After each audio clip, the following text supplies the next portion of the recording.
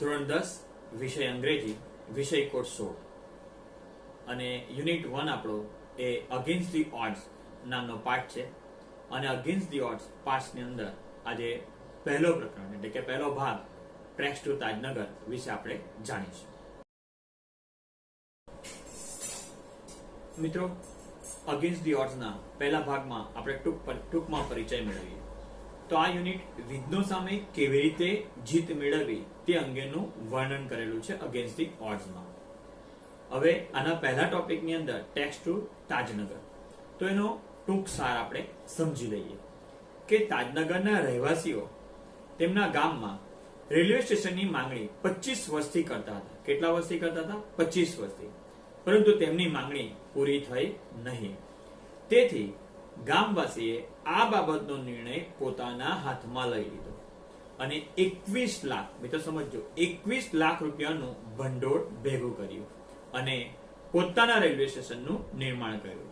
એવી આ એક સ્ટોરી છે અને એના પર આપણે ચર્ચા કરવાની છે. મિત્રો, આપણે પહેલા ફકરા તરફ જોઈશું. સૌથી પહેલા તો આ ફકરામાં આવતા જે શબ્દો છે તેના વિશે જાણીશું. કે સૌથી પહેલો આવે છે ટ્રેક્સ, એટલે ટ્રેક એટલે રસ્તો. ત્યારબાદ છે રેસિડન્સ એટલે રહેવાસીઓ. લોમ્બિડ એટલે કે ટેકો મેળવવા મળવું તે. ડિમાન્ડ એટલે માંગણીઓ. વોઝ નોટ મીટ એટલે સંતોષાય નહીં એવું થાય અહીં આ ફકરાના આધારે. ડિસાઇડેડ એટલે નક્કી કરવું એવું થાય. અને મેટર્સ એટલે પરિસ્થિતિ. અને ઓન એટલે પોતાનું. અને પુલ્ડેડ એટલે ભેગું કરવું. એનો સમાનાર્થી શબ્દો જો જોઈએ તો કલેક્ટ થાય, જે સવાલ જવાબમાં આપણે ચર્ચા કરીશું, એટલે ભેગું કરવું. અને બિલ્ડ એટલે બાંધ્યું, એ ભૂતકાળનું રૂપ છે. તો આપણે હવે ફકરો જોઈએ. For 25 years residents of Tajnagar village near Gurgaon lobbied for a railway station in their village. એટલે કે છેલ્લા 25 વર્ષોથી ગુરગામ પાસેના તાજનગર ગામના રહેવાસીઓ એટલે કે નિવાસીઓ તેમના ગામમાં રેલવે સ્ટેશન માટે પ્રયાસ કર્યો. આગળ જોઈશું. When their demand was not met. When their demand was not met. એનો મતલબ કે જ્યારે તેમની માંગણી સંતોષવામાં આવી નહીં, બરાબર, the villagers decided to take the matters into their own hands. એટલે કે ગામજનોએ આ બાબતને પોતાના હાથમાં લેવાનો નિર્ણય કર્યો. બરાબર. They pulled it in 21 lakh rupees and built a railway station on their own. અને તેમણે 21 લાખ રૂપિયાનું ભંડોળ ભેગું કર્યું. કેટલા રૂપિયાનું? 21 લાખ રૂપિયાનું ભંડોળ ભેગું કર્યું અને તેમની જાતે રેલવે સ્ટેશન બાંધ્યું. તો આ પ્રકારે આપણો આ પહેલો ફકરો છે અને હવે આ ફકરા પરથી કયા કયા પ્રશ્નો પૂછાય એની આપણે ચર્ચા કરીશું. મિત્રો, આપણે આગળ જોયું તે પ્રમાણે એ ફકરા પરથી પહેલો પ્રશ્ન પૂછાય કે how much money did they collect. કેટલા રૂપિયા ભેગા કર્યા તેમણે? They collected 21 lakh rupees. એટલે કેટલા થયા? 21 લાખ રૂપિયા ભેગા થયા. બરાબર. બીજો સવાલ પૂછાય, what did the villagers decide? Why? હવે અહીંયા did થી પ્રશ્ન પૂછાય છે એટલે આપણે ભૂતકાળનું રૂપ લખવું પડશે. એટલે જવાબ આવશે, the villagers decided to take matters into their own hands because their demand for a railway station was not met. Clear? Why નો જવાબ demand for a railway station, બરાબર, was not met. આ રીતે લખાશે. ત્રીજો પ્રશ્ન પૂછાશે, number 3. For what did the residents of Tajnagar lobbied? How long? અને આનો જવાબ આપણે લખીશું, the residents of Tajnagar lobbied for a railway station in their village for 25 years. છેલ્લા 25 વર્ષના ગાળાનો વાત. બરાબર. અને મેં તમને શબ્દાર્થ વખતે કીધું તેવો પ્રશ્ન પૂછાય તે ચોથો પ્રશ્ન, the fares pulled in means, the pulled in means collected. ભેગું કરવું. ઓકે મિત્રો, હવે બીજો ફકરો જોઈએ. ફકરો 2, પેરાગ્રાફ બીજો. Most of the 3000 people living in the village are farmers. એટલે કે આ ગામના વસતા લોકો જે હતા એમાં 3000 લોકો માથા મોટા ભાગના લોકો ખેડૂતો છે. આગળ, but such was the burning desire to have a station in village. એટલે કે પણ ગામમાં રેલવે સ્ટેશન માટેની એવી તીવ્ર ઈચ્છા હતી કે, આગળ જશું, everybody contribute according to their capacity. દરેક જણાએ પોતાની ક્ષમતા પ્રમાણે ફાળો આપ્યો. Ranging from 3000 rupees to 75,000 rupees, એટલે કે 3000 રૂપિયાથી માંડીને 75,000 રૂપિયા સુધીનો ફાળો આપ્યો. બરાબર છે. આગળ ઇન્વર્ટેડ કોમામાં છે, વાક્ય સમજજો. They donated money for the station and we started the construction in January 2008. બરાબર, તેમણે સ્ટેશન માટે પૈસા આપ્યા અને અમે જાન્યુઆરી 2008 માં બાંધકામ શરૂ કર્યું. સેડ રણજીતસિંહ, અ ફોર્મર વિલેજ સરપંચ, એવું ભૂતપૂર્વ સરપંચ રણજીતસિંહે જણાવ્યું. મિત્રો, પહેલો ફકરો તાજનગર રેલવે સ્ટેશનનો છે. બીજો ફકરો કેવી રીતે ભેગા કર્યા તેનો છે. હવે ત્રીજો ફકરો સમજવાનો આવશે કેવી રીતે પૈસાનો ઉપયોગ કરવા માટે, એટલે શા માટે એમને આ જરૂર પડી તેની વાત આવશે. આપણે આના પછીના ભાગની અંદર એ જોઈશું. મિત્રો, આપણે બીજા ફકરાના સવાલ જવાબ જોઈશું. તેમાંથી શું પૂછાય? When did the construction of the station begin? The construction of the station began in January 2008. એવો જવાબ લખીશું. બીજો પ્રશ્ન પૂછાય, What was the burning desire of the people? કઈ બાબતની તીવ્ર ઈચ્છા હતી? તો the burning desire of people was to have a railway station in their village. એમના ગામમાં રેલવે સ્ટેશન હોવું જોઈએ. ત્રીજો પ્રશ્ન પૂછી શકાય. ત્રીજો, most of the people living in the village. બરાબર, એટલે કે what are most of the people living in the village? એટલે આપણે જવાબ લખીશું, most of the people living in the village are farmers. અને ચોથો પૂછી શકાય, what show the burning desire of the people to have a station in their village?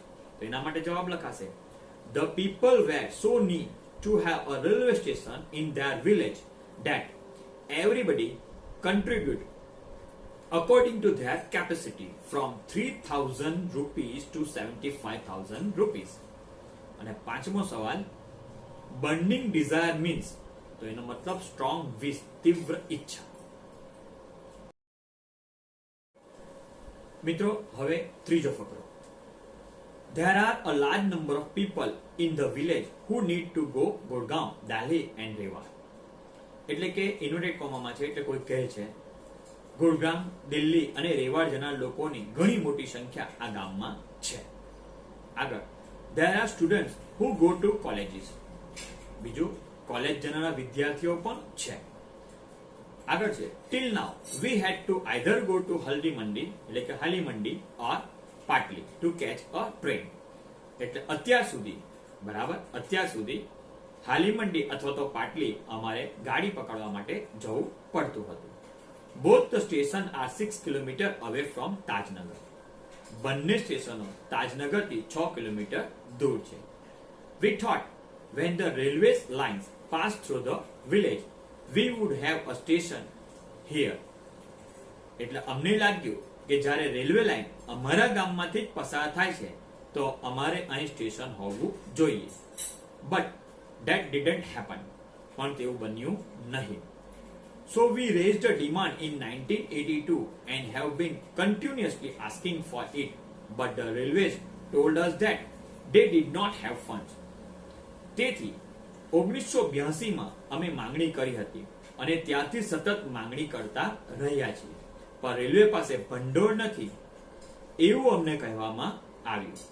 So finally we decided to craft our own density.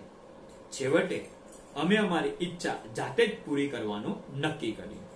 Sad Hukumchand, a member of committee.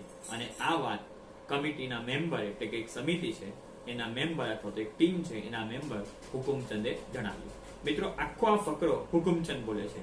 એટલે જ્યારે true false ની અંદર પૂછવામાં આવે ત્યારે આ બધા વાક્યો ધ્યાનપૂર્વક યાદ રાખીશું, કારણ કે આ વાક્યો બધા હુકુમચંદ બોલે છે, committee member, not sarpanch, not former sarpanch. Clear? મિત્રો, પ્રશ્નોના જવાબ જોઈશું. Where did the villagers have to go to catch the train? The villagers had to go Halimandi or Patli to catch the train. How far Halimandi and Patli from Tajnagar? Halimandi and Patli are 6 kilometers from Tajnagar. What was the response of the railway to the villagers' demand.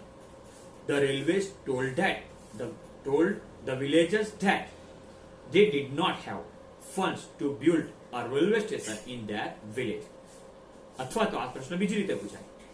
For what reason did the railways deny for the railway station? જવાબ એક જ છે, વાક્ય રચના બદલીને લખવું પડશે. The railways denied for the railway station, saying that they had no funds. Clear? મિત્રો ચોથો પ્રશ્ન બી પૂછી શકાય. Why did the villagers think that they should have a station in their village? The villagers thought they should have a station in their village because railway lines pass through the village. Done it? મિત્રો હવે અંતિમ ફકરાઓ તરફ આપણે જઈશું. ચોથો પાઠ. As a result, the Panchayat passed a resolution in 2008 saying that since the railways was not able to build a station for them, they would do it for themselves and with their own money. પરિણામે 2008માં પંચાયતે ઠરાવ પસાર કર્યો કે railway તેમના માટે station બાંધી શકતું ન હોવાથી તેઓ તેમની જાતે જ બાંધશે અને તે પણ તેમના પોતાના પૈસાથી. Soon an 11-member team was formed and the team started collecting money from village. એટલે તરત જ 11 સભ્યોની એક ટીમે રચના કરવામાં આવી અને આ ટીમ ગામજનો પાસેથી પૈસા એકઠા કરવાનું શરૂ કર્યું.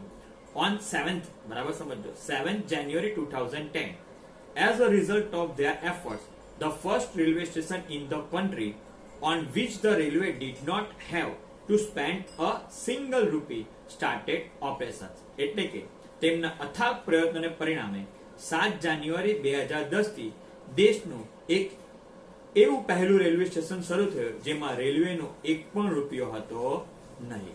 મિત્રો ફકરાની નીચે આપેલા શબ્દો તમારે જાતે જ લખવાના છે. આ ફકરામાં આવતા અઘરા શબ્દો દરેકમાં નીચે આપવામાં આવેલ છે. મિત્રો આપણે આ પ્રશ્નોના જવાબ જોઈશું. When did the Tadnagar station started working? So the Tadnagar station started working on 7th January 2010. What is the special about Tadnagar railway station? તો આનો જવાબ શું આપીશું? The Tadnagar railway station is the first railway station in the country on which the railway did not spend a single rupee. અને ત્રીજો, what resolution did the Panchayat pass? The Panchayat passed a resolution that as the railway not able to build a railway station for them, they would build it for themselves and with their own money. પોતાની જાતે પોતાના પૈસાથી બનાવશે. આ રીતનું કહેવામાં આવ્યું. મિત્રો અહીં આપણે એન્ડ ઓફ પાર્ટ 1 એટલે ટ્રેક્સ ટુ તાજનગર વિશે પૂરું કરીએ છીએ. Thank you very much.